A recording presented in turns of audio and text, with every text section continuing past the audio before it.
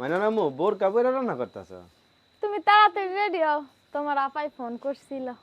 কেন আপাই ফোন করে কি কইতেছে? যাইতে কইছে খাওয়ার কেন? লাগা। হ্যাঁ কি রান্না করছে না, হ্যাঁ এটা কইলো না, কয় তোরা তাড়াতাড়ি আয়, আয়া খেয়ে চলে যাস।